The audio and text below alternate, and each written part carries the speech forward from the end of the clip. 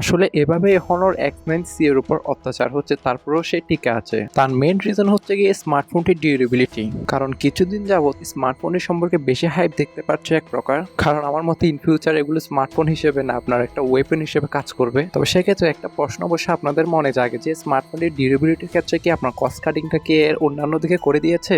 এতক্ষণ শুনছিলেন শিরোনাম, এবারে জানাবো বিস্তারিত। তাই চ্যানেলে নতুন হলে চ্যানেলটি সাবস্ক্রাইব করে ভিডিওতে লাইক দিয়ে ভিডিওটি শুরু করা যাক। প্রথমেই তো প্রাইসিং সম্পর্কে বলে দেওয়া যাক। স্মার্টফোনটি যে 12/256 জিবি র্যাম ভ্যারিয়েন্টটা রয়েছে, সেটা প্রাইস কিন্তু আমাদের দেশে আনঅফিসিয়াল ভাবে রাখা হয়েছে আপনার 34,500 টাকা। দেন এর যে 512 জিবি ভ্যারিয়েন্টটা রয়েছে, ওটা প্রাইস কিন্তু আনঅফিসিয়াল ভাবে আমাদের দেশে রাখা হয়েছে আপনার 38,500 টাকা। তবে প্রাইস পয়েন্টের মধ্যে স্মার্টফোনটা আসলে কতটা ভ্যালু ফর মানি হতে যাচ্ছে সেটাই জানা যাক। ডিজাইনগত দিক দিয়ে বললে স্মার্টফোনের ব্যাকে যে মার্বেল টাইপের প্যাটার্নটা দেখতে পাচ্ছেন, সেটাই সব থেকে বেশি আই ক্যাচিং বলতে পারেন। তবে এটা জাস্ট আপনার জেড শাইন এই কালার ভ্যারিয়েন্টে কিন্তু অ্যাভেলেবেল থাকবে। বাকি যে দুইটা কালার ভ্যারিয়েন্ট থাকবে আপনার টাইটানিয়াম পার্পল কিংবা টাইটানিয়াম ব্ল্যাক, ওইটা কিন্তু সম্পূর্ণ আপনার সিম্পলই থাকবে। যেটির ডিউরেবিলিটিতে কিন্তু ব্যবহার করা হয়েছে আপনার ultra bounce anti drop technology 2.0, যার ফলে কিন্তু স্মার্টফোনটা অনেকটাই শক্তপোক্ত বলতে পারেন। যেখানে আপনার IP65 এমআরও কিন্তু সার্টিফিকেশন দেওয়া হয়েছে, ফলে আপনার ওয়াটার এবং ডাস্ট রেজিস্টারও বলতে পারেন। তাই বিল কোয়ালিটির দিকে সম্পূর্ণ তারা ইনহ্যান্স করেছে, মিনস কোনো প্রকার ছাড় দেয় না বলতে পারেন। তবে কিছু পেতে গেলে কিছু হারাতে হয়, কারণ এখানে বিল কোয়ালিটিতে তারা কিন্তু ইনহ্যান্স করেছে, বাট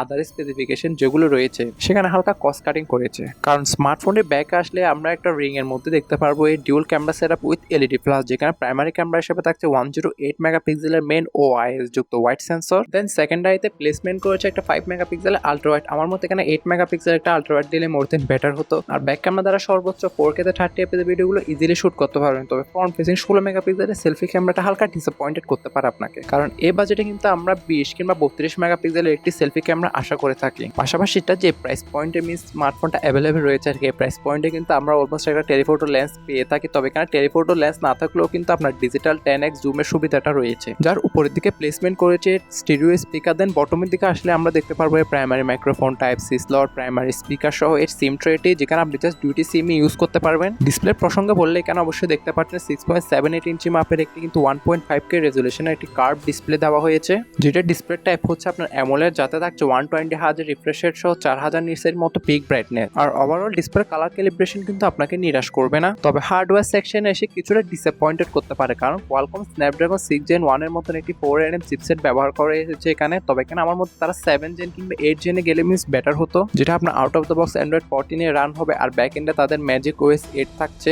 যার অন্তত স্কোরে আমরা রেজাল্ট পেয়েছি অলমোস্ট 6 লাখ প্লাসের মতন। যেখানে আপনি পাবজির মতন গেম স্মুথ বলুন কিংবা HDR বলুন, সেক্ষেত্রে 60 fps এ রেখে প্লে করার অপশন দেখতে পারবেন। আর আলট্রা HDR এ কিন্তু আপনি সর্বোচ্চ 40 fps এ রেখে প্লে করতে পারবেন গেমটি। পাশাপাশি আপনার ডে টু ডে মাল্টিটাস্কিং সেগুলো মোটামুটি ভালোভাবে এটা আপনার হ্যান্ড ওভার করবে, কারণ স্মার্টফোনটিতে কিন্তু ব্যাটারি সেকশনে থাকছে 6600 mAh এর মতন একটি ম্যাসিভ ব্যাটারি, যেটা আপনাকে নর্মাল ইউজে 2 থেকে আড়াই দিনের মতন একটা ব্যাটারি ব্যাকআপ ইজিলি দিয়ে দিবে। ওইটা আপনার উপরে কিন্তু ডিপেন্ড করে। আর এখানে বক্সে কিন্তু দেওয়া হয়েছে 66 ওয়াটের একটি ফাস্ট চার্জার। পাশাপাশি আন্ডার ডিসপ্লে ফিঙ্গারপ্রিন্ট সহ থাকছে কিছু আপনার এজেন্সিয়াল সেন্সর।